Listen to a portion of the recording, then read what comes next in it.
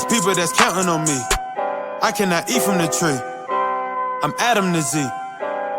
Z is my Eve. Watch how we getting it. Watch how we flipping it.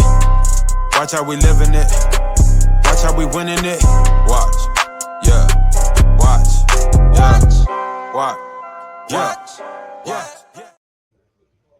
What's up, everybody? Welcome back to another episode of the Forever Love Podcast. My name is Artist. And I'm Zedoria. And we are the Andersons. And this is Jay. This is Tati. And we're the Badies. The Badies. Listen, y'all, we are back for another episode. Episode 14. Stop playing games because you might lose them forever. Oh. But before we get into our topic, how y'all feeling this week, man? How y'all been? We're good. Good. Debrief.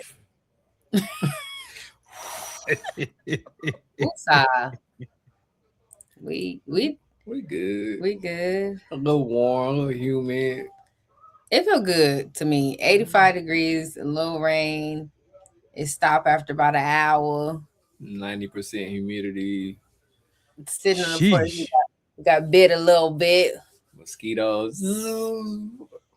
Moth flew down your shirt. You know, it just. We seen a deer in the yard.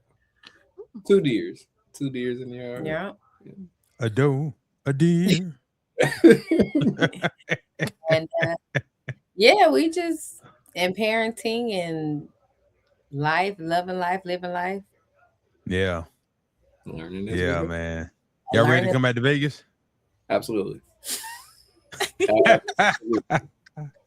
First plane smoking. Out of ATL. Smoke. I'm gonna help get started. Oh man. Z, how you feeling? Ain't no Ridiculous. Uh-oh. Story time. I don't even know how this happens. Oh my gosh. Well, I am feeling I really don't have a feeling. I'm just like, okay, what's happening today? You low-key excited. Oh, I'm trying not to be excited, but I am excited, but whatever. Anyway, so long story long. I dropped my phone in the toilet at some piss this afternoon. Yep. Interesting.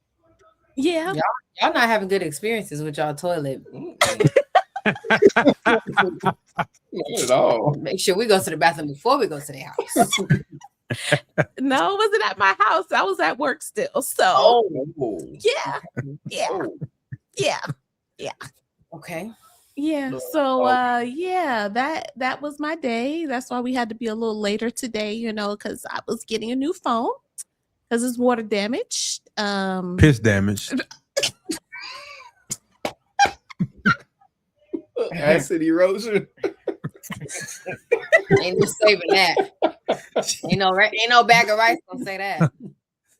Toilet lemonade. Okay. At least it was light lemonade. Lord. Is that how you were sounding when you dropped it? That was healthy. It means I was hydrated. You know what I'm saying? But you was hydrated. Yes. Oh my gosh, y'all.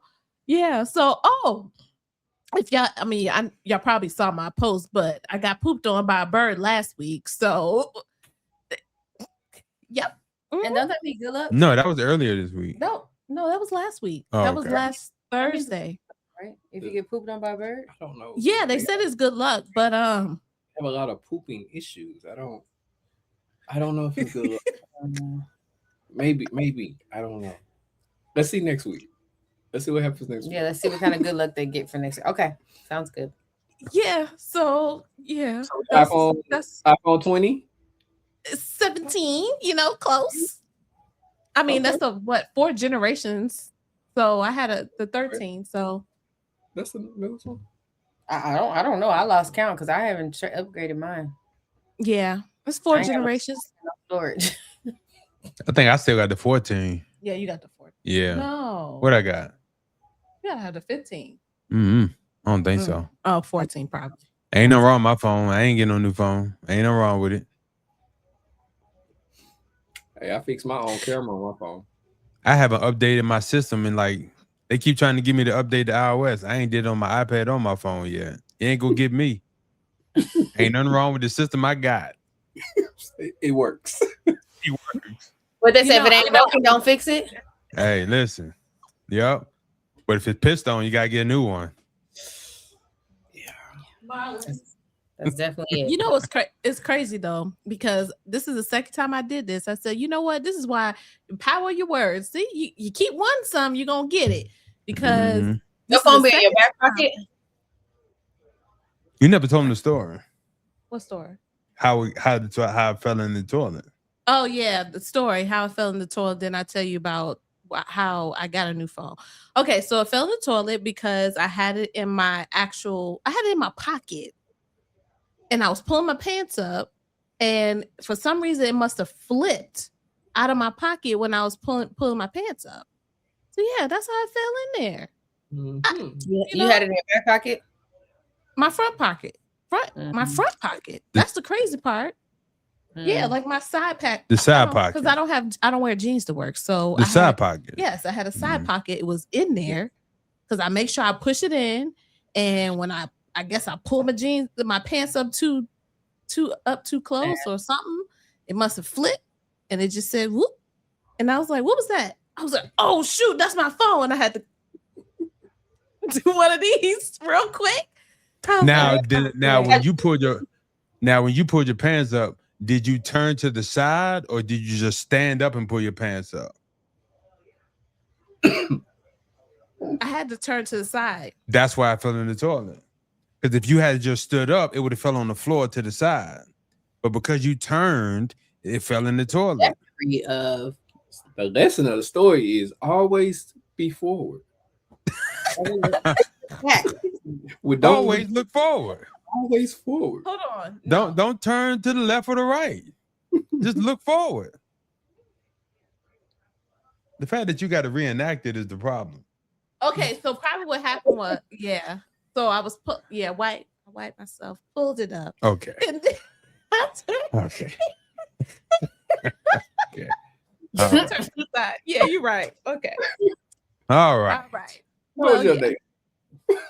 my day. It was good because you had to spend no money. Yeah, I ain't got to spend no money. Yeah. Oh, it's a great day. But today, just normal stuff for me, business stuff, Pretty chill day, business meetings, getting stuff straight. Yeah, pretty good day. I was supposed to go to the track, but they locked the UNLV locked the track up, so ended up going to the gym instead. So got the workout in the gym and came home, got the business straight. That's about it. Sounds like a good day to me. Yeah. You didn't lose your phone. My phone I love my phone. Right in front of me. Really, Dre? Really? But let's jump into this topic. So my wife, we have a group chat, so we be talking about different things in the chat. And my wife brought up this conversation. I think it was about Ashanti, right? Yeah, Ashanti and so Ashanti's. No, it was Nelly. Yeah, Nelly. Yes, right. Mm-hmm. Nelly's ex said she broke up with him in the hopes that it would bring them back together. People do dumb stuff. I don't know why people do stuff like this. So she thought that the breakup, based on my research, it would bring them back together. Well, we all know that Nelly married Ashanti. So had a baby, right? And so obviously, if that was her plan failed miserably. Yeah. Which made us think about, this is a great subject to talk about, that people be playing games in their relationships, assuming that people won't leave them. What are y'all thoughts about this overall before we get into some questions?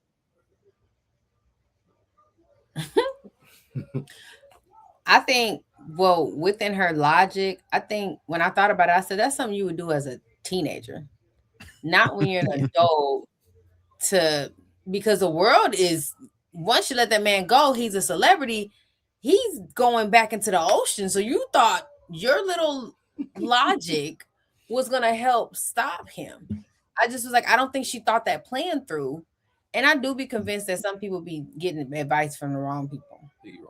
Because I guarantee she talked to somebody before she made that choice or decision or thought about that. And if she didn't, then her friend should have been like, girl, you crazy.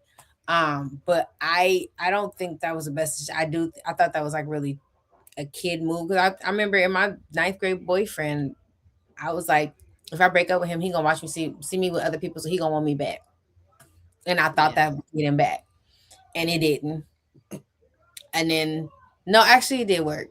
Because then we came back, we had a kid, and I lost him again. Yeah. But I did so stuff would you like that in high school. so would you count that as working? It did, and not at the end, because then now he has that mindset. It's like I can leave and come back, and she's still gonna let me come back. However, like that kind of that mindset for him was like, I got a kid with her, and I left once, and she came back, and so she always gonna be here. So that kind of put a different. It didn't work, and quote unquote, I thought it worked until I started to realize as an adult it didn't work, because in his head now he's like, oh, I'm always gonna have her because she can leave and come back, and that's not a trend you want to set. But that made me think of like, that's really childish to do, in my opinion. But it makes me think, is that a woman thing? Because I don't really hear men talk about doing this. Yeah, it's a woman thing because it's the chase. Somebody said, what was the question? Oh, the question was, well, it wasn't really a question. It was more so of What are your thoughts? Yeah, we're talking about the topic. People breaking up with you, assuming that you're gonna come back running to them, come running back to them. That's what we're talking about. But that must be a woman thing. I never hear men doing that type of stuff. And there's narcissistic men that do that. Because then they'll be like, I know she needs me. Like if I let her, I know if it's a financial thing, and you be like, okay, I'm gonna let you go, but I know you can't live without me. So that's where a narcissist kind of kicks in for a male side. I mean, there's women that are narcissists too, but it's more inclined in that situation. A guy be like, okay, I'm gonna let her go and watch her. She gonna need me. Well, okay, but hold on. In that scenario, the way I normally see the situation play out is this: a woman will break up with their man in hopes that he comes back to her. The man will be threatened by the breakup, and he'll say, "Well, fine, leave me then," with the idea that, well, you're not going to be able to survive without me, and you'll come back. That's kind of how I usually see the situation. It usually backfires. I've never seen it where somebody gets back and like, yeah, I taught him a lesson. He came back, and I think it backfires on you because that's bad. It led up to something at that point. So I think that it does backfire on the person, because even I wouldn't say I wasn't a teen, but even in my early 20s, I think I did something like that too. But I think I was a little over the way that the gentleman was behaving. So I'm like, maybe if I let him go, he gonna learn and see that I'm the best thing for him. And I think that's what Chanel thought, like, oh, I'm gonna let him go and see that I'm the best thing for him. When in actuality, girl, for me and you, it didn't work. But it's okay, because sometimes you're not meant to be with those people. But at the time, it's gonna hurt you because you're like, boom, you thought wrong. Yeah. And I think she thought wrong because it's blowing up in her face. Bad. Not like, and you got people that's a celebrity. So now you got people like, girl, how you feel? Because he looked happy. Like really happy. But the crazy part was, I don't know why she did it, first of all. That was crazy. But the whole world wanted Nelly and Ashanti back together. Yeah. And then you set that man free, and he beeline right to her. I mean, beeline. Like, what was it, like a week or so later? They was on. He seen her. They was in their concert together on that tour, and he was like walked up on her on stage, like, bam. I guarantee you, she said, "Let's separate." He said, "Oh, wow. Oh, I got Ashanti on my list. Let me text Ashanti." I guarantee you that night they would text. But see, this is the thing, right? So let me open up this real quick. Oh, here we go. Real quick. Why are so many relationships failing? Right? Because Tatiana, you said something earlier, right? Why are so many relationships failing in general? Because I think inside of this whole idea, there's a theory, right? It's I'm with somebody, either they are not living up to what I want, not living up to expectation. So I'm going to teach them something. So here's my question. Is breaking up ever a healthy way to improve a relationship? In theory. No. You might improve them for somebody else, but it does not help the relationship. At a moment, honestly, before I met my husband, I thought I was the girl that helped build people for somebody else. I was like doomed. I was like, I'm not gonna find nobody because I'm sitting here helping. Once I leave them or I break up and tell them go on their way, they go be better and proposing. And I'm like, they with their forever person, and I can't even find. I want to go on a date person. I literally was like, and then after a while, I was like, I started to accept that in a weird way. I had started to accept that I was just the one to date people to help them for the next person. It's sad, but I had really gotten that mind thought. I thought that's where I was at. Yeah. Well, what are your thoughts, Z? Does breaking up ever really? Because from a woman's perspective, right? Another woman's perspective. Dre, you said no? No, Kay in the comments. No. Kay said no. Oh, what up? What up? What up, Kia? What up, Curtis? So, what's your thoughts? Breaking up. Listen. Well, like Tatiana said, yeah, I think that's high school. Like, we too old for this to be going back and forth. I don't know what she was thinking. First of all, like you said, being a celebrity, you are a person that is, people had their eye on him probably when you was with him, and there's so many options. Like, why would you do that? Like, I don't understand that portion of things.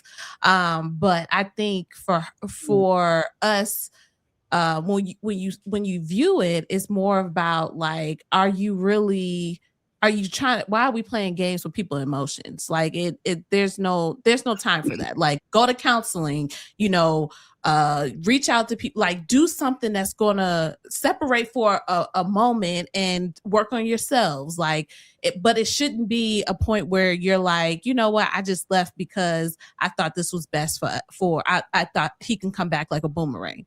And maybe. Yeah, okay. Oh, my phone doing. Okay. Yeah, we just heard. Listen, we just heard an alarm go off. Oh, okay. Her new phone got some new noises. We don't know what's going on, but I think we good. But till my wife get back. Hold on, who was talking? She was. How about it? Okay, there we go. Yeah. They called the police. Why? Why did your phone do that? Because the thing is stuck. Look. Oh, okay. Oh, it's got that. That will scare you. Okay. Yeah. All right, we back, y'all. We say we good. Oh, so anyway, like I was saying, yeah, that's dumb. It's dumb. Like, why are you gonna do that? Like, you too grown, and there's other options for you to be out there trying to deal with other men with men. Yeah. I mean, with women. We have a comment. Okay. Oh, go ahead, Dre. I'll read it after you finish. I just realized something. My previous relationship said, let's pause. And I took off. Yeah, I was like, gotta go. Got to go. You don't want me? All right, I'm out of here. A pause. Yeah. In a marriage, though. They wanted a pause in the marriage. That's not like a relationship. That's a deep like okay. First thing smoking. First drain. But I guess it was a series of events that led up to that. So Yeah. but we never Now- know what Go ahead. I know what I was gonna say. I was saying that when we're talking about, sorry, Dre, when being in a relationship, sometimes you can't say that's probably that could have been their norm. And like you said, if you're going back and forth or you're doing whatever, at this time she probably was like, well, I'm gonna see if this is something that I can deal with. And I think that's probably something that we don't know, that could have been their relationship. Mm-hmm. So Yeah. Tara says they didn't get better. Most times they found someone to tolerate them. That's true. That is very true. Yeah. You know, sometimes. You know, it baffles me how so Forever Love was built on the idea that we're taught how to do everything in life, right? Cook, clean, math, science, social studies, nurse, doctor, like literally everything we're taught except relationships. Yeah, relationships is the most important and participated in subject of all time. Not even close. Yet it is the most uneducated area in most people's lives. So when I see a statement like that, they didn't get better, they found somebody to tolerate them. It's like, that's very true, because it's literally no matter what's going on in life, you can find somebody else. I'm not saying they're going to be better. I'm not saying they're going to be worse, but almost anybody can find somebody else. And it just lets you know that it's somebody out there for most people, no matter how toxic you are, no matter how like crazy you are, no matter how just it's yeah. Crazy is relative, because I tell people everybody has crazy in them. I said I don't ever let nobody diminish that, because I'm telling you, you mess with my husband or my kids, you might as well have that number on speed dial, because I'm about to lose the senses that I have of anybody or anything around me. So everybody has to. Let's get realistic. You get the right scenario, it's gonna take everybody there. So yeah. I think yeah, like you're saying, in the scenario, there is somebody, for like you said, for most people, because the world is starting to have a ratio a little off. But it makes you realize, because this is what I would tell Z all the time. I would say this in the marriage relationship classes too. I would say this: it don't matter what's going on in life, somebody gonna pursue a relationship.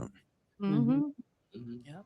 It's gonna be two homeless people on the side of the road, hugged up in a cardboard box. These relationships I see. For real. Homeless people and drug addicts.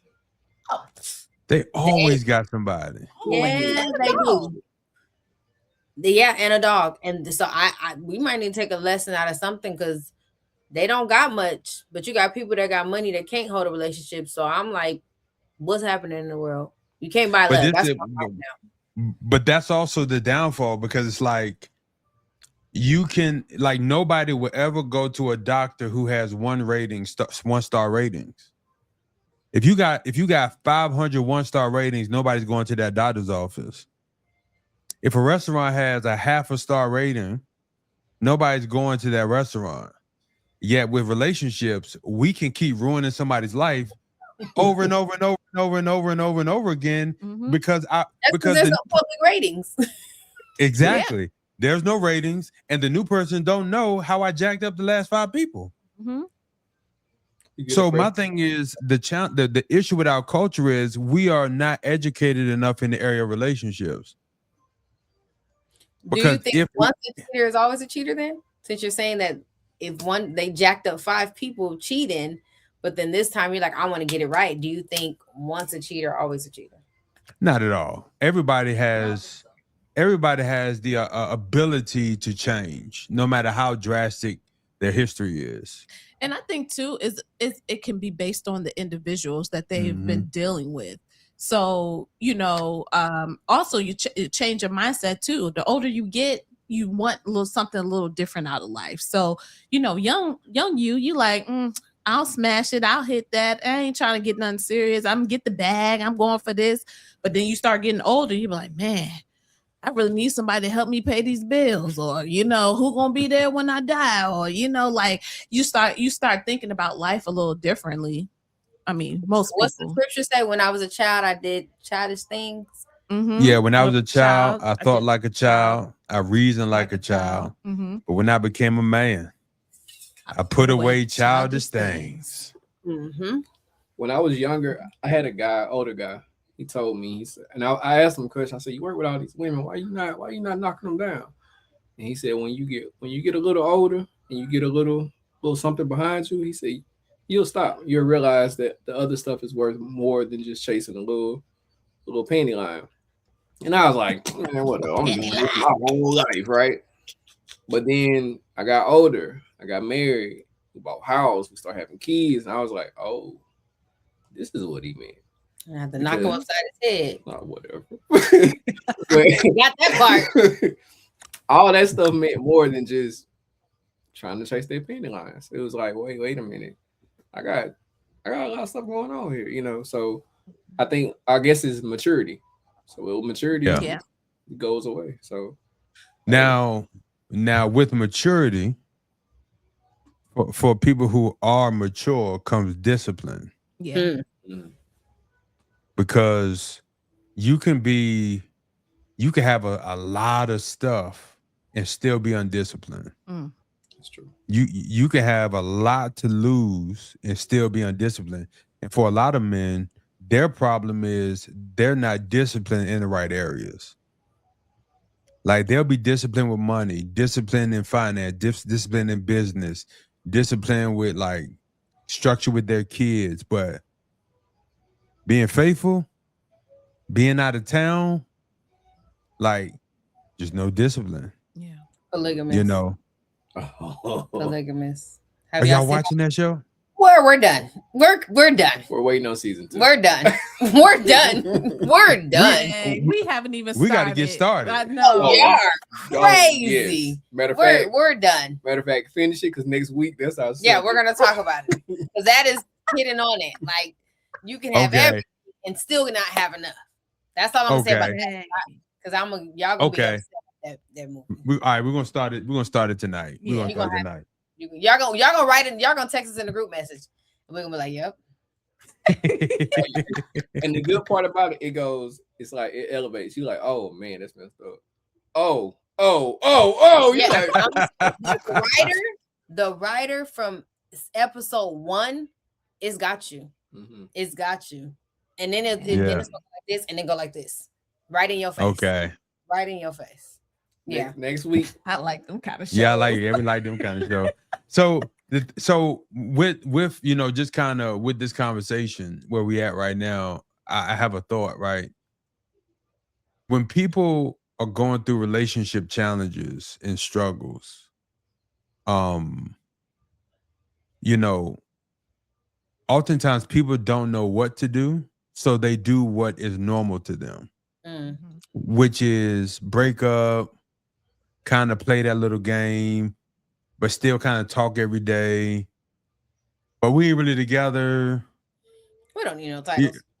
We don't need no title like it. And so then you find out the other person doing something with somebody else, talking. It's like, well, we on a break, and it's like now it's backfiring. Now somebody got pregnant. We was on a break. Somebody caught a disease. We was on a break. Now that becomes the headline. We was on a break. I've been in council sessions where people say stuff like that. We was on a break, and I'd be like, "But were you though?"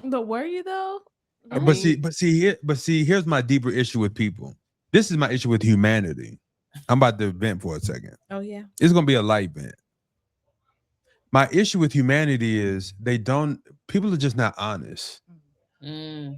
Like that's a problem. Like people are just not honest. And they lie to themselves. They try to convince themselves of something that they don't really believe, that they don't really want, and then they find themselves looking stupid. And then it's like you blaming the other person. It's like you've been lying to yourself this whole time. I don't care what they do. Well, I'm done. I'm done with the relationship. And that's what I'm saying. It's like it is easier to just say, I don't want the relationship to be over. I really want us to work on this. Instead of letting your pride get in the way and letting your ego drive everything. That's one thing I've really, just a huge pet peeve. Like, people are just dishonest. Especially when people, I ain't talking to nobody. You're talking to like 15 people. Like, you're literally talking, you've been on 4 dates in 2 days. You're not single. Barely fool. The pleasure's full. Boo boo the fool. You're not like people love to say, oh, I'm single. I'm done with men. I'm done with women. You literally sleeping with people as you're saying this. Right. But the issue is people are very dishonest, and that's a very big issue. I think age does play a factor in people with what they know and do not know. Now, I was telling Jay, just talking to somebody, and I was telling him, I said, you got to do this, this, this. And Jay was like, why are you telling her that? He was like, that's just common sense. I said, no, it's not. Common sense is not common sense. If they were not taught it, it's completely foreign. It's a thing. Like, you look at how somebody is raised. Like, some people, we might get upset, and you're like, okay, well, why are we upset at this man for acting like this? Because what he's seen, this happened, and dad had this and this, and that. Nothing ever happened to dad. So he like, well, I don't. He sees the girl's mad, and she's like, he like, what you mad about? Like, this is normal to us as people who are on this path where we're in marriage and stuff. We're like, that's not normal. He like, what do you mean? I've been doing this since my dad did this, my grandpa did this, so this is normal.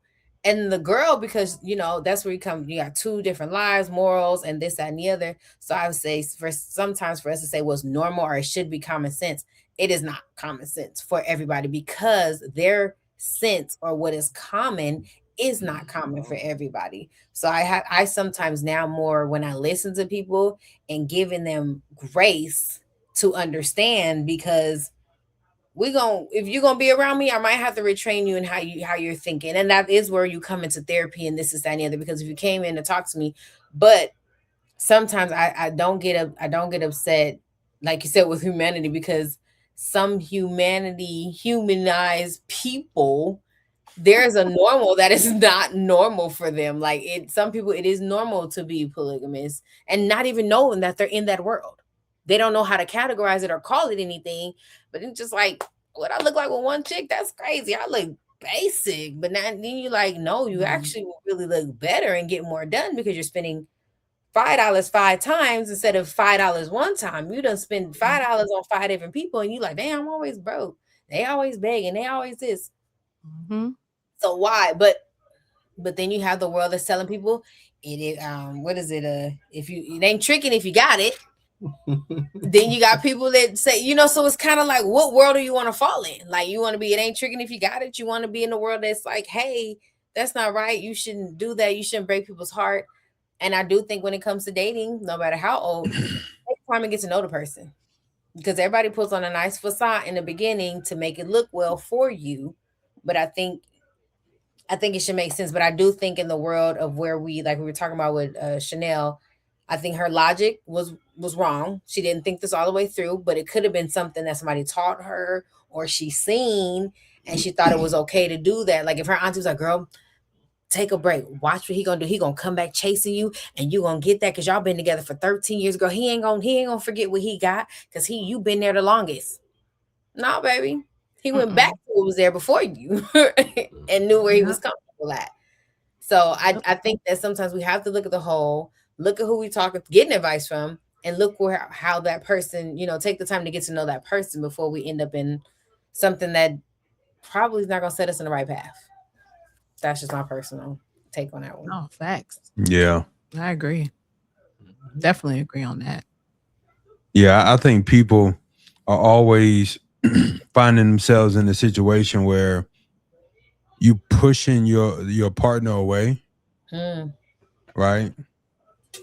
Because I see this a lot. It's like a lot of people are unaware of how problematic they are. They don't realize that Mm. their attitudes, their temperament, their lack of self-control, their belittling, disrespectful, like just the lack of consideration, like so many little things that kind of add up to like a person saying, why do I want to stick around for this, right? But I think people are blind to who they really are, and it's detrimental to the relationship and marriage. And so you have a lot of people who, like, even if you think about Nelly, going back to the subject, it's like she probably did Nelly a favor. Not, I don't know them. I'm just speculating, but We see she did. you know what I mean? Oh, sugar. But I think, yeah, but I think this happens all the time. It's like you think that you're teaching somebody something when really they probably didn't want you anymore all along, but didn't know how to walk away. Mm-hmm. Maybe let me do it for the sake of. Well, let's keep trying it. Yeah, because some people, it's like, man, some people don't have the courage to break up with somebody, but they are begging you to take the first step. Yeah. So there are a lot of because the thing Give is, me an inch. They giving you signs. Oh, you want to? No, okay, shoot. You want to? You don't want to break up? I mean, it's up to you. I mean, if you want to leave, I mean, it's up to you. No, do you want to leave? I'm just saying, if you want to leave. No, but do you want to leave? Right. God, dog. Nobody wants to be the first to say goodbye. Ain't that what the song say? Yep. Because nobody want to be the bad guy. Yeah. But the problem is people don't know that they're not good spouses. Like people they're really blind to the fact that they're not a good partner. So really, a lot of people are begging and waiting to get out of relationships. So when you in a situation like with Nelly and his ex is like, you set this man free. Now I'm not going to assume that he's just 1,000% happy with her, with Ashanti, but it's like in everyday life with everyday relationships, I know people who are miserable with who they're with, miserable, and they don't see no way out because they don't want to be the bad guy. But the thing is too, when I think about Nelly and Ashanti, though, I think about also like they were together. We forgot that they were together before, so you know that break that they took, you know, brought them back together and broke up with him because he was cheating, right? Oh, I'm not sure. I thought they broke up because he wasn't doing right. If I'm not mistaken, I don't think that was a break. I think that was I'm cool off of you. Well, let me check Dr. Google. Dr. Google. Yeah, why are we thinking about that? But I was telling Dre that's some people are not. We were thinking, was it last week we talked about it or somewhere? Week, yeah. When we were like, some people, 90% of people are in a relationship by accident. Yeah. Yep. That's what we were talking about. By accident. And it's like how, like in the sense of that, you know, again, they could have matured. They could have been better people. They could have, you know, a lot could have happened. And it just took them to really realize, recognize that they just needed to see each other as the mature beings. So I think, and people may not agree, but I think in a relationship, when the female pursues harder than the male, it does not work. Agreed. Yeah. I think when the female is like pushing, it does not work. And I was telling people like, oh, I'm gonna go find me a man. I'm like, I think you should just chill out.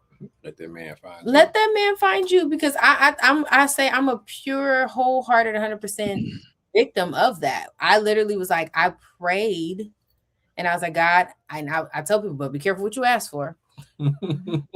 But I said, God, I release everything of the want of a relationship. I prayed the desire, the craving of wanting or needing a relationship. I said, give me what I need. But I prayed like probably a month before, because God had told me in November before he was like, your husband's in your life. And I said, ooh, first thing I said was not him. But then Why me, Lord? Why me? Right in pandemic, I literally prayed and I said, God, and that's when my son's business started picking up. And I was like, no offense to anybody I was talking to or dating, but I was like, these phone calls started. I said, take the taste out of my mouth. And the phone calls and messages, when I tell you, I was just like the person I really thought I was like, oh my God, I just knew he was the one. And I started looking at the messages like I was giving one word messages and not really realizing how God had taken it out of my mouth. And I was in real short text messages. I had, well, why you not answering the phone? And I'm like, I got 30 orders sitting here waiting on me. I don't have time for you to tell me about your day. Then I got somebody else. Oh, I'm doing this. I'm doing that. And how you feeling? It's the same text message. We all can't go nowhere. We in the house. I'm feeling like I want to get outside. Ask me something else. Ask me how much money I need to finish this boy's business. Like, that's what I was at. And then I got this one. It's like, so I'm sending you money for a generator. And I was like, no, don't do that. Like, and I'm just disgusted because I was like, I tell people, I look back and I was like, be careful what you ask for, because you're gonna be, and you don't want to come off as a rude person. And I didn't. I don't believe I came off rude, but I'm more when I look at it as I asked for, got what I asked for. God did. I looked at the text message and I was like, I'll get to that later.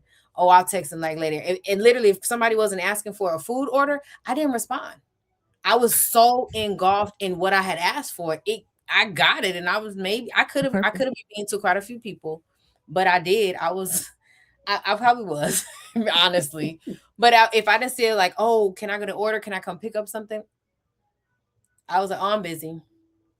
And I could have been just packing up, going in the house for the night. But I started to realize that I was like, God, I'm not asking for a husband. I'm asking for me to be a good wife. So I kind of turned my prayers and my way of praying. Now that's a sermon. For real. I didn't realize until after I got out of it. But yeah, I was disgusted. Like, why are you texting me? And you thought that was cute. And I'm looking like, I used to laugh at this. Like, that is corny, bro. Like, and it's not even come with some money. No, come with something better. Like, now, ladies, listen to what she said. She said, no, that's good. And I want to make sure the women hear this. Mic check. Hello. Really? She said, God, I'm not asking for a husband. I'm asking for you to show me how to be a good wife. I did. Take notes, ladies. I digress. Because they teach you that in church. Pray to God if you find a good man. You find your Boaz. The Bible don't say that. The Bible says when you find a woman, you find a what? Good thing. It don't say when you find a man, you're gonna find it. No, it says when you find a woman. You find a good thing and obtain favor from the Lord. I'm just saying, like, and that's you gonna hear God in this. That was mine. I just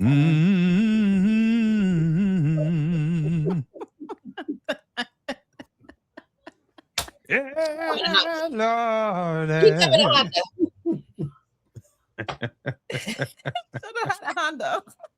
Telling you, I'm waiting for Dre's initial sermon. I'm telling you.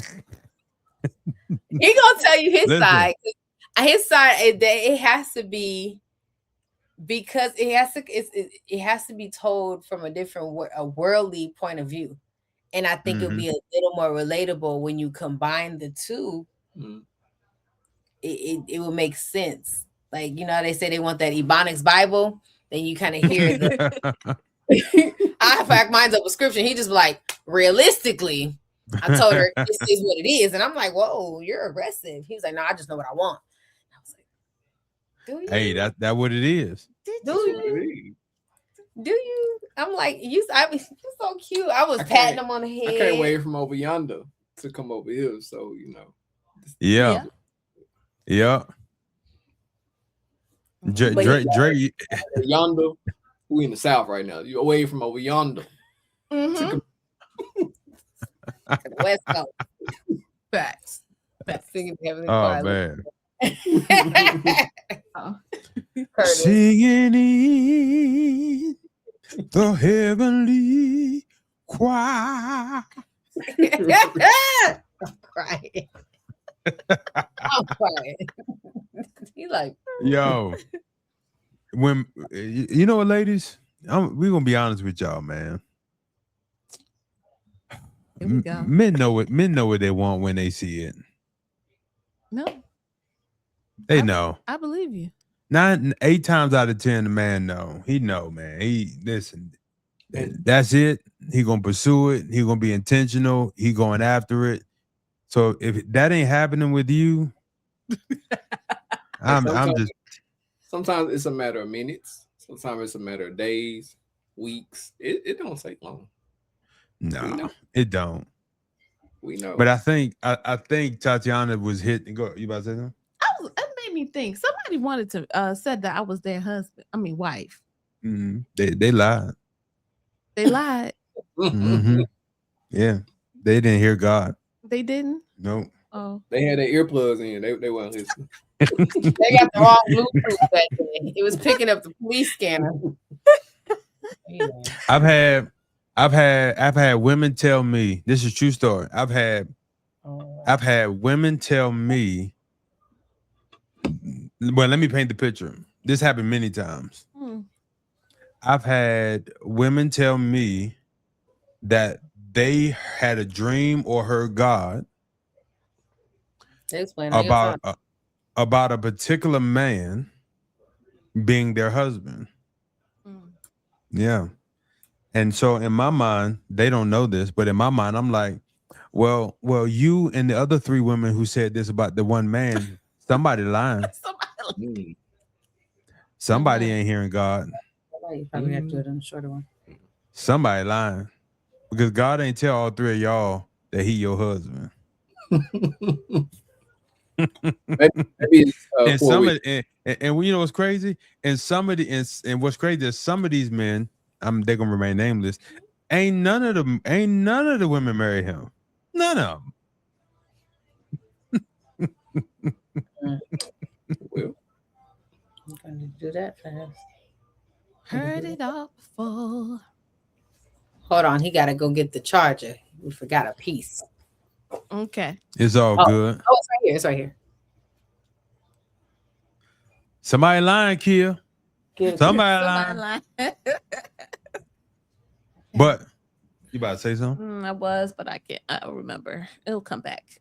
I found out what they said about Ashanti though and Nelly. They said they broke up because of mutual trust issues, betrayal, and poor timing. So betrayal probably speaks about some type of cheating. But you know what's crazy? Like, I'm gonna tell you why people really be cheating. It's only 2 reasons. It's only 2 reasons for real that people cheat. No percentage. Oh, the charger working? No, he got the charger, and we was trying to get that studio lighting back on. Oh, there we go. Y'all done took the podcast on the road. I know. It's like this probably gonna cut off. Did the backdrop show up yet? I know. It is. It's right there. That's the backdrop. You see my dead stare. I done gave you the mama stare. You know you put that backdrop. You better sit down before. You know where that backdrop is at. Oh man. That's crazy, man. I'm crying. But people only cheat for 2 major reasons. They don't know how to control their horniness, or they don't know how to deal with their emotional damage. I don't want to call it abandonment issues, but emotional damage. Emotional damage. We'll just call it that for right now. Those are only 2 reasons. because people, so it's only through sex and intimacy can you fulfill multiple urges. So loneliness, abandonment, trust, like security, all of these things can be found in sex and intimacy. So it could be 100 different reasons why somebody's cheating, but people only want to relegate it to betrayal or some level of lack of self-control. But a lot of people are really just surfing out. A lot of people are just like working out their emotional damage issues in the soul at the end of the day. Yeah. But it's hard to have these mature conversations because when people talk about cheating, they only want to talk about the act of cheating. But the thing is, there are many situations where I know people don't like this, but sometimes people cheat because of their spouse. Yeah. Or because of their partner. Like you're the reason. What you didn't do. You know what I mean? Like that's just the truth. And people don't like, well, no, you shouldn't be cheating. Why don't you just leave? Listen. Or just shut up. I'm not saying you're wrong. Maybe they should just leave. But if we put it in perspective, if somebody been married to you 8 years, y'all got 3 kids, y'all done bought 2 houses, but he or she don't never get no love, sex, intimacy, no quality time. You think that person gonna wake up, him or her gonna be like, you know what? Let me just leave before I cheat. No, that's not even realistic. Something built up. That's not even realistic. It's like they have a whole life together. It's not as easy to just say, I'm gonna leave. Right. 8, 9, 10-year married with multiple kids, multiple assets, business together. Like, it's just not that simple. You know what I mean? Something led up to that factor. Nobody, like you said, nobody just wakes up and say, you know what? Cheating is the day I'm choosing today. Right. Yeah. I feel, you know what I want for breakfast? Infidelity. Oh my God. A whole plate of infidelity. Curtis said, how do you discern if it's God or not when it comes to you, when you have dreams? Oh, great question. So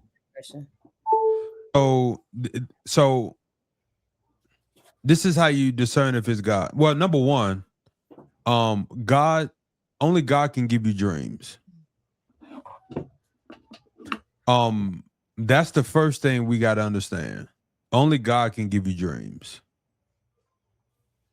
Now, some people might wonder, well, what about nightmares or horror dreams or whatever case may be? Dreams are an indication of a message God is trying to get through to us. So, think about it this way. When people are awake, they're typically interrupted, distracted. So what happens is the only part of you that never sleeps is your soul. So your body goes to sleep physically, but your soul doesn't really sleep. It's the part of you that can still interact with God even though your body is resting physically. This is how dreams happen. So whenever God can't get through to you during the day, he'll speak to you in a dream. So dreams are so you never have to discern if it's God because it's always God in a dream. So just to kind of rework the question a little bit, the real question becomes, what is God trying to tell me in the dream? And that's where you need dream interpreters in your life. Yeah, because for instance, you may have a dream about someone that is that, say for instance, you're married, but then you have a dream that you married somebody else at the altar. Now, God ain't telling you necessarily that that's the person you should have married. It could be an indication of that the individual that's in the dream that can about the individual about their marriage, maybe they're married, or something about them when it comes to marriage, like different things like that. Like you would just have to know what Yeah. to interpret in that area, because it's not always just the blanket dreaming of what it could be. I'll give you another example. Somebody called me. Somebody had a dream about a young man who's married. This young lady is single, so she didn't understand why she was having dreams about this man who's married. So what ended up happening was when she called me, she was like, "Hey, Pastor, I keep having this dream about such and such, and I don't know why I'm having this dream. I did, you know." And I'm like, "All right, well, just tell me the dream." So she told me the dream. Basically, in the dream, he was coming on to her in the dream, right? So in the dream, she felt very uncomfortable because how you feel in the dream is very important to the interpretation too. But she felt very uncomfortable in the dream, and she kept, telling him like what's going on with you? Why are you acting like that? Boom, boom. And so what I explained to her was what the dream means is he's having problems in his marriage, and he's looking to seek what he needs elsewhere. So I called the guy up. We had a conversation, and without divulging too much information in case anybody watches this, let's just say there were some challenges going on that led to some neglect, and it is what it is. So the thing is, that dream was a message to him. Hey, this is what's going on. Talk to me. What do you need? Boom, boom, boom. So that's how dreams typically work. Yeah, sometimes dreams are a message that may not necessarily be for you, or you Right. can feel like I remember I told Dre, because I have dreams a lot, and I told Dre one time, I'm like, why did I feel I got kidnapped one time? And I was like, I keep feeling like I keep rescuing myself, but there's always other girls that are there, and I'd be like a sex trafficking dream, like I'm there, but I'm captured, but I'm not scared, because I'm like, I know how to get out of it. But then I got young girls like in their 20s, and they're like, well, what are you doing? I'm like, we about to get out. But I've had different, like, and they're not necessarily back to back to back, but it might be different spread. I'm like, why was I kidnapping? Why was I this? But I'm like in the trunk, and I'm trying to figure it out. And I'm like, sometimes like, I think somebody's in danger. He was like, or, we just kind of like trying to, we sit here and try to interpret and break it down. But it does sometimes, it may not necessarily be for you.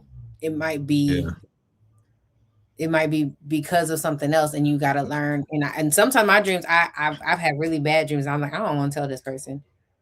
Like, I might know the person. I don't want to tell them. Like, I'm like, and then somebody was like, you were meant to. I said, oh, I'm like, God, and I was like, I don't want to pray to take it away, but I'm like, God, I don't think I'm ready for this. I don't think I'm old enough. I said, I don't think I'm mature enough for this, because I'm like, this is deep. Like what I've dreamed and what I've seen. And how often do you have that dream? The dream about the kidnap or trafficking, I think maybe about 3 nights ago, I had another one. Okay. How long you been having that same dream? Maybe about a year. You want the interpretation? Sure. You sure you want it live? I don't think the dream is about me. I feel like because it's not, and that's when you were saying the same dream, and I think maybe not, it hasn't been the same dream, but like at one time I got picked up in the car, and then I'm picked up, and the girl's like worried, and I'm like, okay, we're gonna get out. Then I go to another spot with these young ladies, and I'm trying to get them out of the house, and then they're on the street, and nowhere, like I said, I've never been fearful. I think maybe a little on the kidnapping, but once I got to the place, and I'm like, okay, just trying to help them get out. I'm like, there's a way to get out. It's always a way to get out. Yeah. So that's where I'm at every time. Yeah. So here's what God is trying to tell you. You ready? I gotta get out. The dream is actually an indication of your call. It's actually the ministry he's about to birth you in. Now, I know you probably never saw yourself as a pastor or a leader or anything of that nature. Don't do it. But he's showing you your ministry that he's about to bring you into. And your ministry is young women who are bound. So look at yourself as the women, the Moses of women. Yeah. Mm. Take us to the promised land. Prophecy. Oh, look at you. You better know your Bible. Yeah, you seen them part the Red You see Sea. me part the Red Sea. It's crazy you say that because what was it? When did we first meet Pastor Kim? The first time I met her. It's been a few years ago. It's been way before we got married. Mhm. We've been married how long? I don't know. 3 years now. Thank you. Yeah, there you go. We never know. As a team, I appreciate that because we never know. We never know. I'm like, what day did we get married I'm on? gonna go get that tattoo so I can Something, because we always forget. We be like, we always do it together. So I appreciate it. It's not him, it's not me. Yeah. But she called me and I was pregnant with Alan. And she called me and said, she said, you are going to be leading a big conference of women. And I said, oh, okay. I said, yeah, I help you. She said, no. She was like, she said, she said, it's going to be a big conference of women that are following behind you. She said, I seen it in a dream. And she said, I know you probably think I'm crazy. I said, no. I said, I don't. I said, I receive it and I'm taking it in. She said, it's not a win. It's a matter of like how you do it. She said, but it's not no little. And I was like, I'm looking at her phone on like with Dre, and I was just like, because she had only met me that day. And I think she called me the next day. And I was like, I said, thank you. I was like, I receive it. I'm not against, it was positive. Sometimes, people be P-R-E-Y instead of P-R-A-Y. So, but I was like, okay. I can spin. But that you said that, I think it's starting to make, let's see, whatever unveils. And I will say, us coming out here, I know my husband was not a fan of out here as he may have been. And if things happen, he's like, I told you, see, that's why.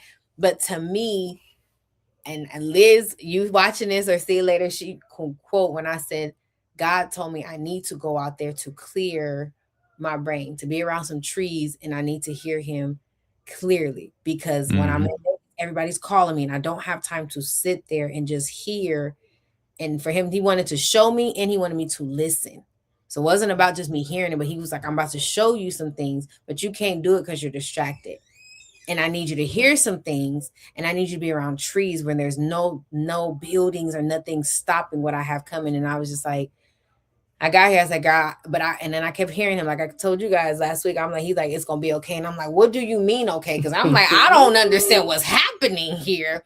I'm not sure what is about to happen, but I'm just like, I just keep hearing, and I hear Liz every few days. She's like, remember, stick to what you said, that God told you. And I'm like, thank God to have people backing you in your corner to help you remember. So I know, of course, we're gonna eventually have to come home, but I know I'm just being very observant to every sense, what I feel, what I hear, what I see, because I'm like, it's not a loss, it's lessons that I had to learn, and I have to sit back and see what's happening, what's about to be rebirth, for sure. So Moses left before he went back to deliver his people. Yeah.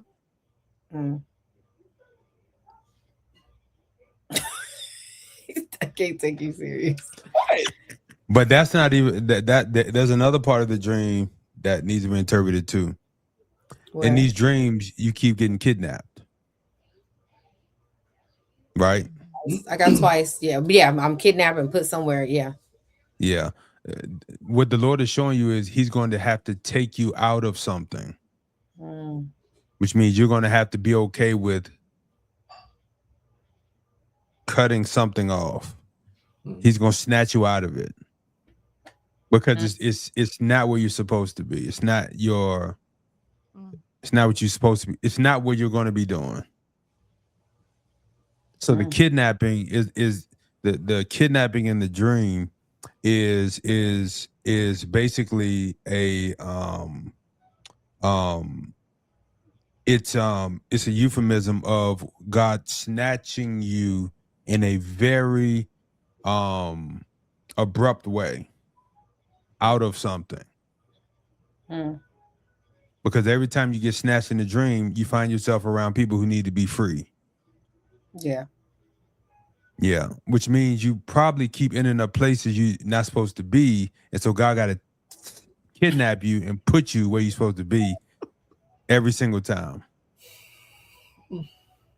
Dre is like, oh my God. He done took 9 breaths. I've been trying to tell her. Well, you know Dre's anointed, so For real. Dre a prophet. He already know. He know. No, I don't think he understands. I think he be saying stuff, but I don't think he understands. Dre a prophet. He a legit prophet. I'm telling you, we're gonna listen, Dre. You gonna do your initial sermon in the backwoods of Atlanta on the porch. Okay. I hear you. Val. Wow. Back yonder. Back yonder. To somebody. Wow. Yesterday, man. What? Yesterday, man. Listen, I'm full in receiving of it because, again, like I said, I'm here, eyes, all senses. I'm like, okay, all right. Just aware of everything. I've probably been less on my phone for sure, but I'm like, okay. Yeah. Kay says she's enjoying this so much. We surrounded by trees. And we are surrounded by trees every Trees, Yeah. mountains, rivers. Tell you. I will say it has been, and you guys know more of in depth of what's been happening to us, but it has been Yeah. like where I'm like, what in the world, God? But he keeps saying, I got you. And you're like, okay. You sure? Okay. It don't feel like You it. don't feel like you. I feel like it's a hole in the boat, God. Got a hole in this thing, and I'm paddling. I'm tired of scooping. I'm tired, Grandpa. Uncle. It's too dang bad. Oh, you're in the boat with a sinking boat. You got a fork. Literally. A plastic one at that. A cheap plastic one. Yeah. So I'm like, Lord. But I'm like, it's okay. It's fine. Because it is going to be. It is going to be. Yeah. I had a movie about it. I'm telling you, God waiting on Dre though. I'm telling you.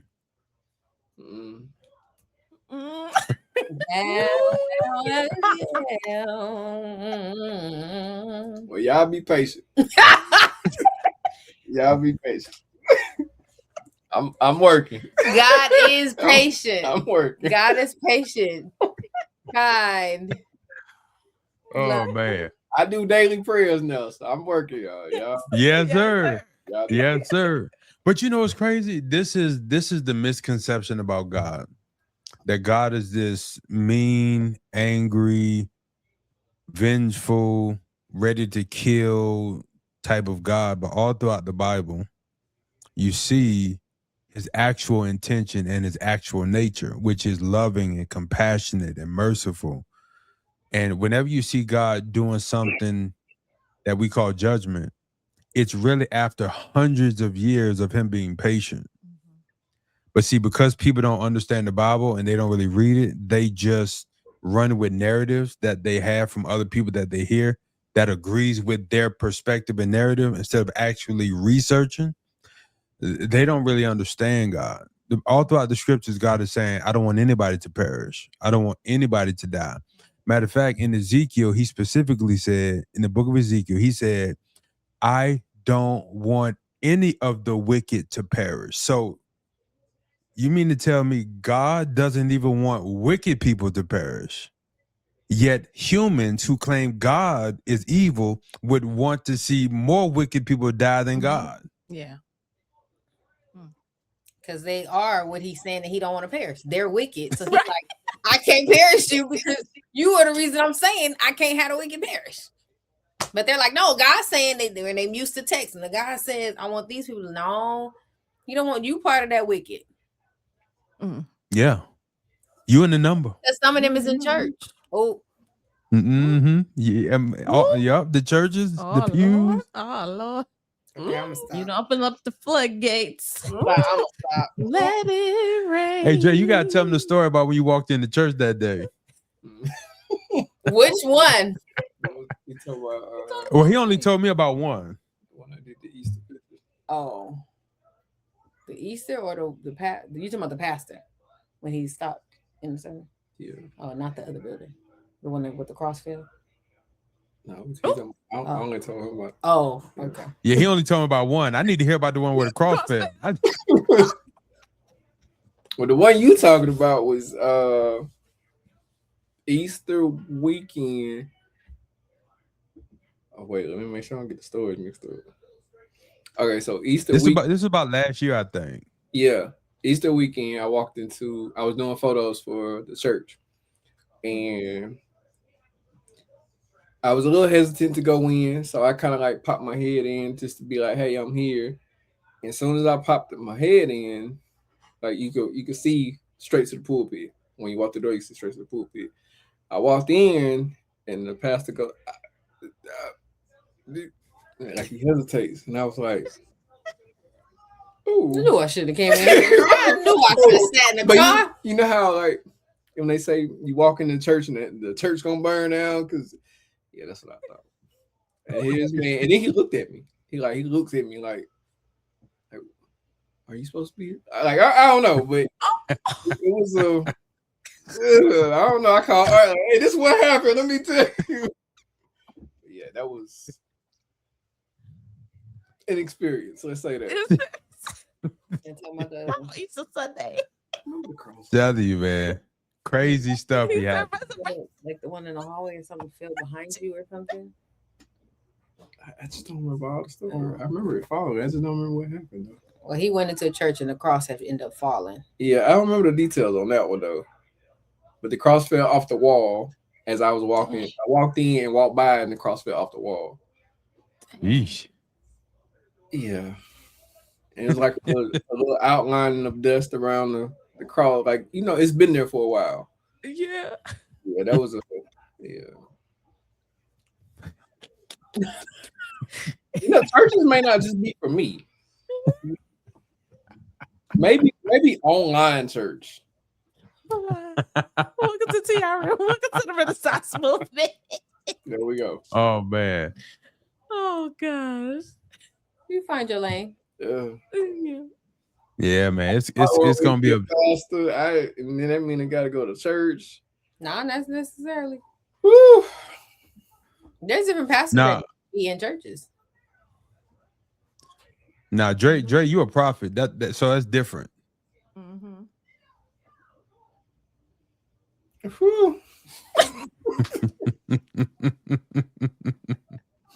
I'm gonna teach you all about it. I'm gonna show you exactly what it is.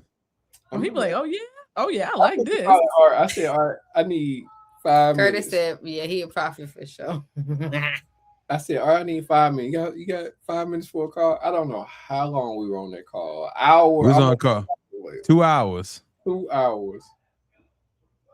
He had questions. I had a lot of questions. A lot of questions. But you know, it's crazy. A lot of people have God questions, but because they grew up thinking that you should never ask questions, because the interpretation is asking a question means you're questioning God. But those are two different things. You can ask your parent a question and not be questioning them. So when people realize that God don't mind questions, he doesn't mind questions at all. Yes, please get to know me. Yeah, he don't mind questions. That's the only way we learn. We learn. We're kids. Like if your kid didn't ask questions at a certain age, how would they know? Especially that age between 4 and 6. Well, why? Well, why? why can't I do this? Why can't I do that? And at first you're like, oh my God. Then you're like, if I wouldn't have told them why, they probably would have did something the wrong way.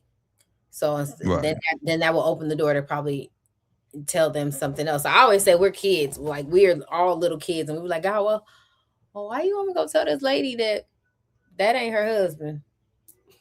Like, stop asking me why. Go tell her, because you have to save her from years of abuse and heartbreak and weight loss that you don't see. I'm like, okay, God. Yeah. She gonna cuss me out. She probably will, but you gonna save her. Yeah, people don't like real messages from God. They like the blessings. Yeah. And rightfully so. All of us like blessings. I mean, who don't like blessings? But the other side of it is when you are learning. Let me say it this way. Church was never the place people were supposed to learn God.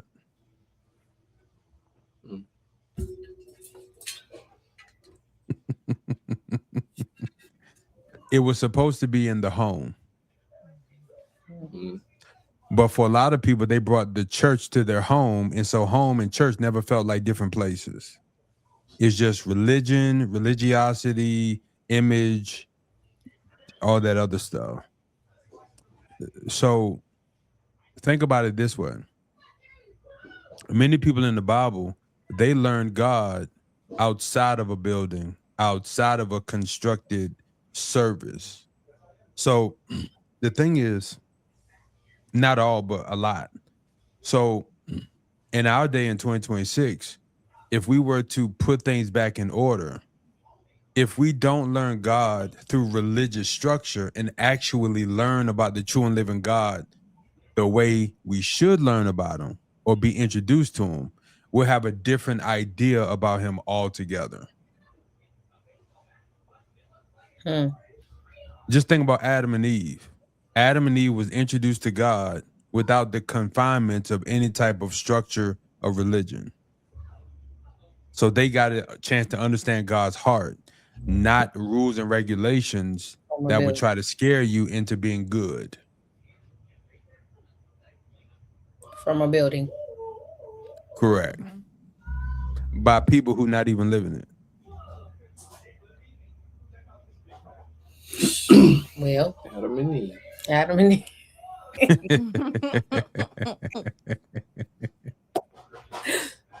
So you have this dynamic where people forget that the introduction of evil plays a major role in it also.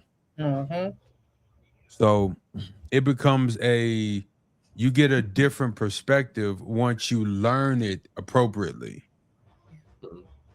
It's like if I met Dre, so well, I'm not gonna put his past, on the internet.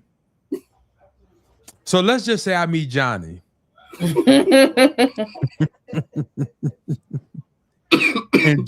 and Johnny is a pimp, right? Dre wasn't a pimp. Let's just say Johnny was a pimp. But my introduction to Johnny is him interacting with some of his women, right? Well, my introduction to Johnny is going to be based on that perspective. But what if I then learn 10 years down the road that Johnny was groomed by his dad to be a pimp, and that's the only life he learned? Once I learned the history about Johnny, it kind of gives me a broader perspective that what if Johnny never knew anything else outside of this life? It's the same thing with God. If your introduction to God is, hey, you better get saved or you going to hell. But what is hell? It's a place full of fire and demons, and you're going to suffer and burn forever if you don't get saved. Sign me up. Sign me up. So now from that day, guess what? You live your life every single day trying to make sure that you don't make God angry so he sends you to hell. Mm. But then 10 years later, you learn, well, no, God is a loving God. What do you mean he's a loving God? But he sent people to hell. But let me tell you the whole story. See, there was a devil that introduced evil to God's creation. And see, now it starts to change the whole trajectory. And now we understand what God is really saying. The Bible says hell was created for the angels and demons that fell. Oh, so hell wasn't originally created for humans. No, it wasn't. Oh, why didn't I learn that? Well, I don't know. Your introduction to God was you get saved or you're going to hell. And your perspective on God was always from that angle. So now when we turn you this way and your perspective changes, it's like now you get a better understanding of who this living God is. It's like, oh, that changes everything. So Johnny isn't just a pimp. Oh, Johnny really don't like the pimp life. Johnny really want to get out the pimp life. He's just afraid that his daddy gonna get mad at him and cut him off. Y'all see what I'm saying? Mm-hmm. So it changes your perspective once you actually get to know him.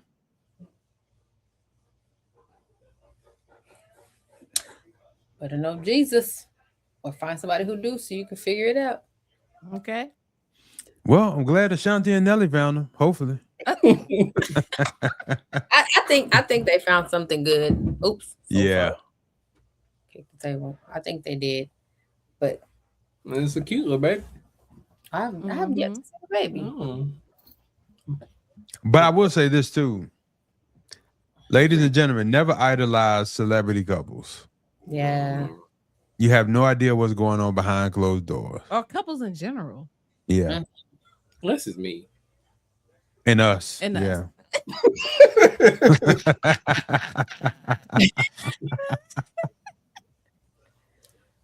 But you know but that's my personality though. I don't shy away from perfection. Like I don't walk around telling people I'm not perfect because I'm not afraid of messing up, but I'm also confident in my character. So like I don't shy away from the expectation that I carry for myself, from God, from my community. I already know that people hold me to a high standard and hold me to a pedestal to a degree. And I don't shy away from that. You know what I mean? I embrace it, you know, because accountability is a necessary thing. So nobody's perfect. We just strive to be as perfect as we can be. That's how I feel. Yeah, because when we say perfect, what we're really saying is flawless. Oh. Yeah. Nobody's flawless. But I encourage people, man, don't run from the challenge, you know. Really challenge yourself to be great, be as good as you can be. Because oftentimes, if we're being honest, we use that as a crutch to mess up, you know. Yeah. She said, you only know what they want you. Kay said, you only know what they want you to know. Yeah. If they don't open their mouth and say, we won't know anything. Yeah, I remember years ago, I asked a pastor, this is before y'all people know me for who I am today. I didn't know anything at this time.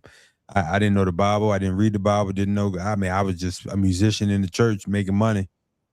Whoever paid me the most. And whoever that money, I'm following it. Hey, I don't know about following God, but I'm gonna follow that money. All right. But I remember I was about maybe 20 years old at the time. And I asked his pastor, I said, hey, pastor, you know. 20-year-old Marlon. Oh, man. Yeah.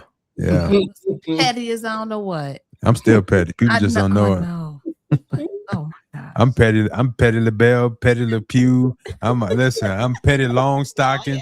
I'm all types. I'm Listen, I'm listen. crying that he just made that flow. Like that's not the first time we encountered those words. Okay. Listen, I'm pet. Listen, I'm all types of petty. That's Curtis. You know. You know, I'm petty crocker. Listen, all types of petty. But the thing is, I asked him because this is when like I felt like my heart was turning, and I didn't know what was really going on. You know, my heart was turning to God, but I didn't really know what was happening. And so I went to the pastor. I said, "Hey, yo, pastor, let me ask you a question." I said, "What happened after you die?" He said, yeah, let me get back to you on that one. Let me get back to you on that one. All right. What year is it?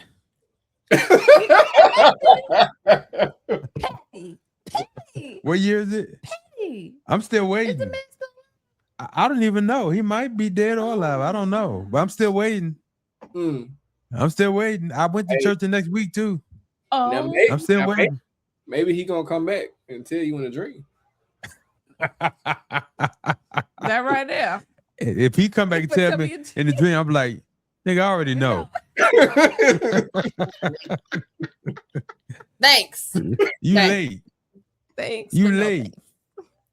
But those are the challenges that people have when you go to, like, if I go to my math teacher and I ask her, hey, what's 7 times 7? You can't imagine your math teacher going, let me get back to you on that. So in the space of when you're learning your relationship with God, your leaders should be able to answer your questions. And for a lot of us growing up, we had leaders who couldn't answer our questions. And so what they did was they created rules that made you fearful of asking the question because they didn't have answers to them. Don't ask a grown man adult no questions. Yeah, that's what really happened. They didn't have the answer. So they created some type of legalistic logic to get you to stop asking them because they didn't have the answer. Stay in a child's place.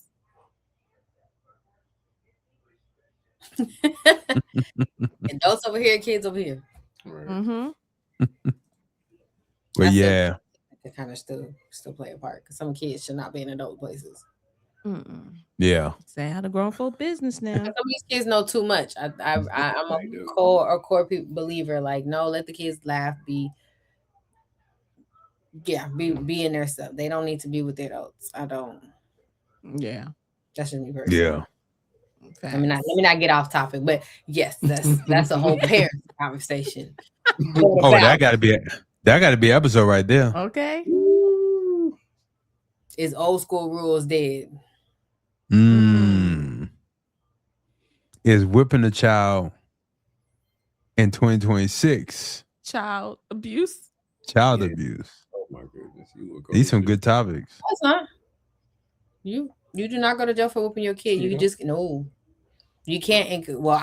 You can't encourage, like, so where I work, you can't encourage the parents to whip them. You can't say, oh, you should whip them, this, and the other, and they can't tell you that they whoop them. But it's not illegal to whip your kid. You beat them, yes. You leave marks, it's a problem. Yeah. But one pat with your hand, or maybe a belt, but just you can't leave marks and show scarring, and you can't beat them. My dad he's a football coach. He's been coaching football since I was a kid, right? And we were talking, and I was saying, back when we played like pop on the ball and stuff like that, the coach would grab us, they shake us up, and they toss us around. They made us tough. Y'all know they can't do that now. Yeah, they can't at all. They can't put your hands on. They cannot. And I was like, that made us so tough. We were fearless. Now listen, there are some kids that became tough, and then there's some people that now why you can't do it. There's ones that put it into fact of trauma. That's why we have certain rules now, because some certain things have been traumatic. But statistically, if you look at certain things, and Drake said it in one of the songs, he said it's so crazy how a man who didn't get vagina when he was in school is out here making rules about women and their bodies. True. So a lot of the rules and stuff are sometimes are just people who did not go through this, but they're making rules in this, that, and the other. So you kind of got to look at the factors and this, that, and the other. Because my coach told me, I said, Coach, I don't think I can do it. And he told me the ground will catch me. Never forget that. I told him I can't run up there because it's muddy and we're going to fall. We're going to hit the ground. And he said, good, the ground will catch you. So go. I'll see you when you come down. Coach Tip, love him to death. And one more thing for me this weekend, I just found this out. In the military, our U.S. military that protects our country. Shout out to y'all. Mm-hmm. If your instructor is being too harsh on you, you can hold up a card, and then basically that card is selling them tobacco. That is crazy. Hold on, say that again. So they have a card. I'm not sure what the card is called, but if you're a drill instructor or whatever, sergeant, whatever it's called, if they're being too rough on you, you can pull your card and say, "Hey, it's too much." And those are the people that's going to war for us. I just heard this weekend. I'm gonna do my homework to make sure that it's a legit thing. But the person I heard it from is former military, so it's new to me. Oh man, that is crazy. Interesting. Military cooked. Shout out to them for protecting us, though. Yeah, shout out to the military. Yes, thank y'all. Bro. They face like what? No, it's what he said. Like we cook. Like well done. Like yo, Dear meat. You know how they Dear say? meat. My mom be like white chicks like you thought it, but you said it. Right. It's crazy out here, man. It's just a different day and age with everything, man. It is, definitely. Food is different, relationships, military, school, everything. It's just, with J. Cole. J. Cole called us the middle child. Like our generation, man, is the last of the Mohicans. That's it. We are. You know? We are. It's crazy. Out the water hose. Okay. That might be illegal too. It might be. I don't know if it's illegal. It's death. It's death.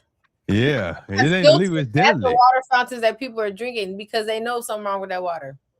Hello. Because how much spring water are we getting before? Because sometimes they be like the mountains is dried out. So where's the spring water coming from? Tap. Somebody faucet. Because they don't regulate water. Man, they put that they put that tap water in that bottle and slap it with a label and call it spring. It's spring into your pockets. Okay. They put them trees on that label, make it look like spring water. Everything that glitters. Okay, I like springs. I'm gonna take her to a natural spring out here and give her. Okay. Oh yes. That'd be nice. I'm not gonna drink it, but you can try it. Yeah, that doesn't sound safe. Right? Your husband ain't gonna do it. I don't like I like filtered water. I don't like spring water. It's good. Give me some well water. That's what I want. I don't want it anymore. That's what's wrong with you. You probably shouldn't have drank from the I probably shouldn't.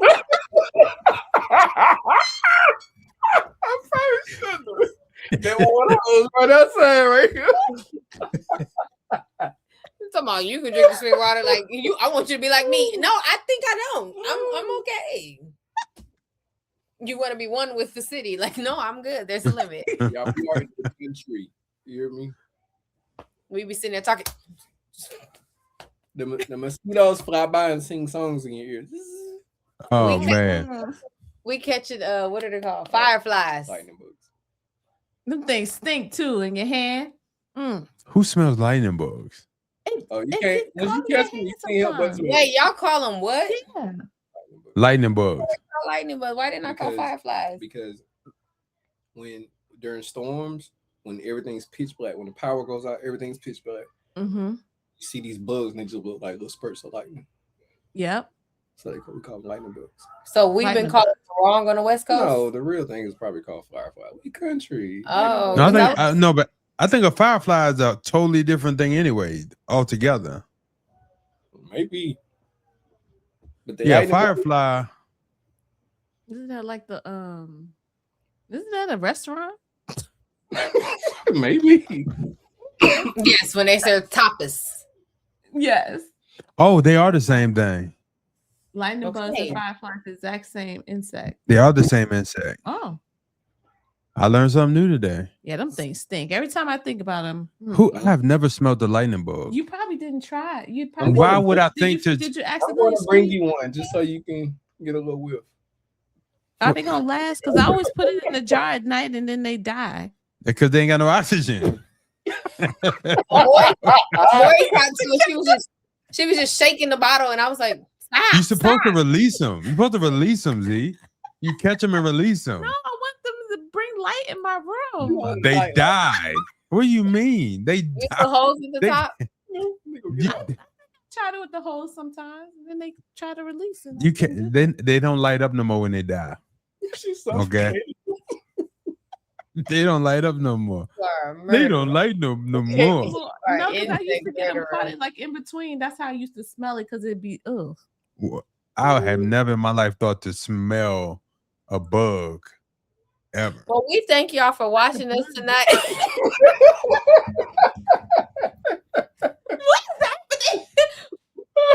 Nelly Ashanti. We got all off subject. We talking about stinky, but let's wrap it up. Stinky bugs, dreams, all type of stuff. Oh, man. Welcome to Oh the man. podcast, everyone. Hey, You never know where we're going. On Forever you Love. never know where we going. Curtis said, Y'all got anything before y'all got anything before we wrap up? listen to your heart, go with your gut, keep God first. Hey. Don't release your partner thinking they're gonna come back because they might run away. They may never come back. Yeah.